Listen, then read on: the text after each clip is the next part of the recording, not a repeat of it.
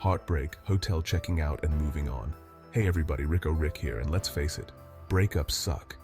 They can feel like the world is ending and leave us feeling lost, hurt, and totally overwhelmed. But here's the thing, even though it feels like it, this isn't a forever state. Before we dive in, make sure to hit that subscribe button so you don't miss any of our tips on navigating tough times.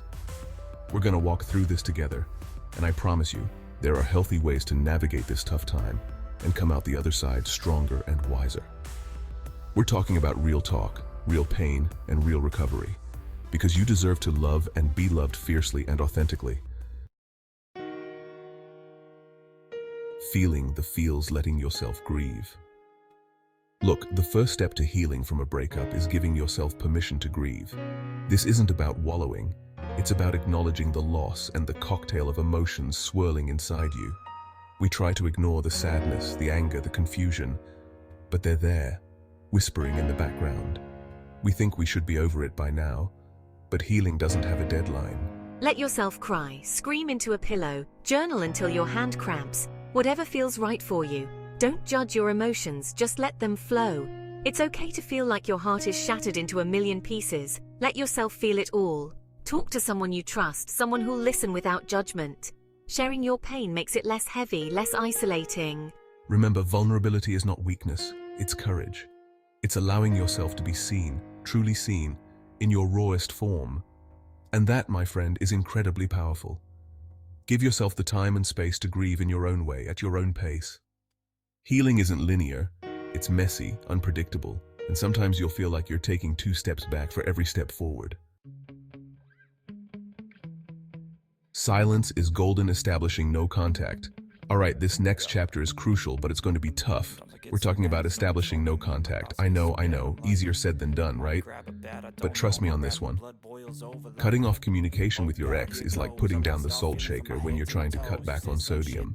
It's hard at first, but it's essential for your emotional well-being. Every text, every call, every late-night scroll through their social media is like ripping the scab off a healing wound.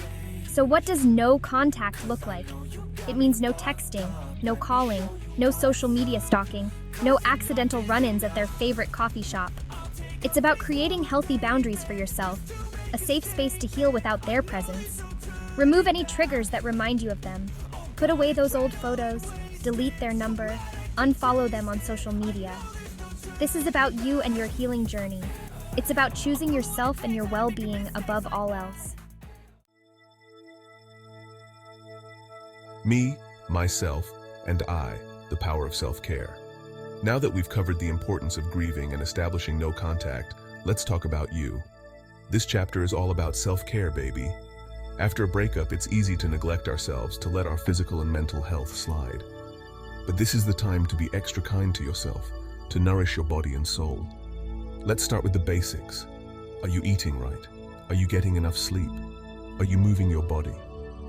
These things may seem small, but they can make a world of difference in how you feel. Next level self-care.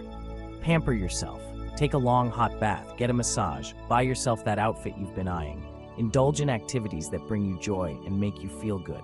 Read a book, listen to music, spend time in nature, whatever fills your cup. Remember, self-care isn't selfish, it's essential. Chapter 4. Lessons learned, reflecting, and growing. Okay, so we've cried, we've cut contact, we've pampered ourselves silly. Now it's time to put on our thinking caps and do some reflecting. This isn't about dwelling on the past, but about learning from it. Every relationship, even the ones that end, teaches us something valuable about ourselves and what we want and don't want in a partner. It's like that old saying, when one door closes, another one opens. So grab a journal and let's dive in. What went right in the relationship? What went wrong? What role did you play in the dynamics? What are you grateful for? What did you learn about yourself? This is a time for honest self-reflection, for acknowledging your part in the relationship, both the good and the bad. Remember, every ending is a new beginning. Chapter 5. The Joy of Rediscovery. Reconnecting with yourself. We've spent a lot of time focusing on the relationship, but now it's time to shift the spotlight back to the star of the show, you. Breakups can be an opportunity for incredible self-discovery, a chance to reconnect with parts of yourself that you may have neglected or forgotten about. Remember all those hobbies you used to love but stopped making time for? Dust them off. That passion for painting, writing, hiking, whatever it is, embrace it again. Now's the perfect time to set new goals for yourself. What have you always wanted to do but never had the courage to try? Learn a new language, travel to a new country, write a book. The possibilities are endless. This is your chance to create a life you love, a life that reflects your passions, your values, and your dreams. Chapter 6. You are not alone. Seeking support. Listen, going through a breakup can feel incredibly isolating, but it doesn't have to be a solo journey. One of the most important things you can do during this time is to lean on your support system.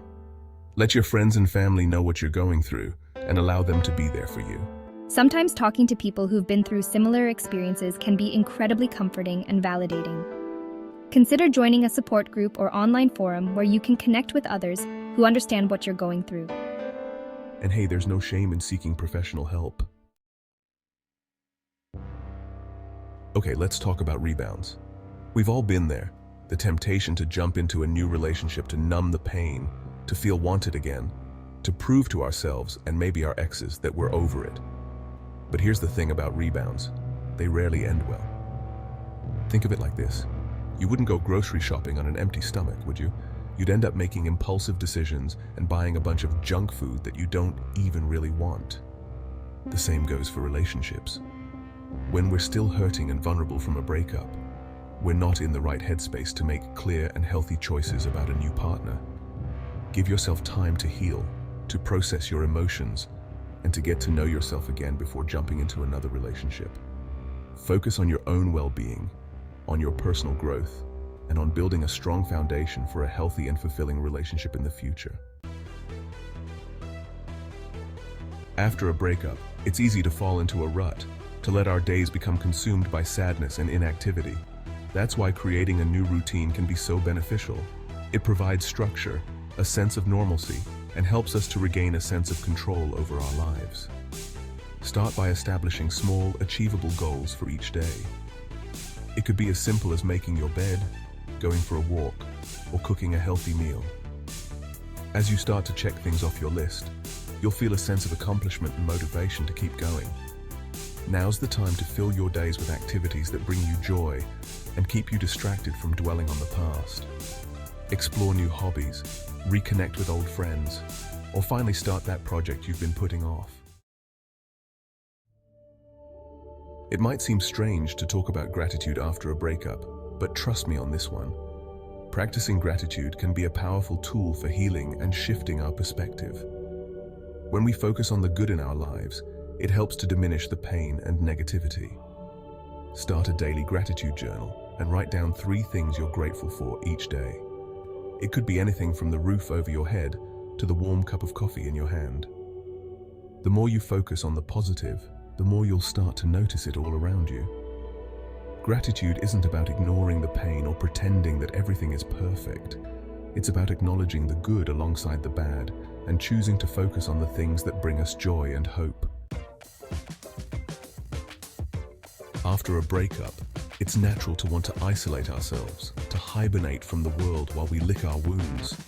But as tempting as it may be to stay in our pajamas and binge-watch Netflix, it's important to get out there and reconnect with the world.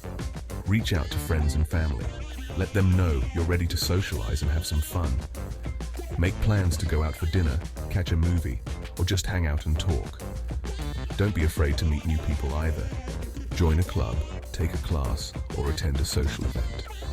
Putting yourself out there can be a little daunting at first, but it's a great way to expand your social circle and create new connections. Remember, you are not defined by your relationship status. Dealing with a breakup is never easy, but remember, you are not alone. Millions of people have gone through this experience, and they've come out the other side stronger and wiser. Allow yourself to grieve, focus on self-care, seek support, and gradually rebuild your life. Remember that healing takes time, and it's important to be patient and kind to yourself throughout the process.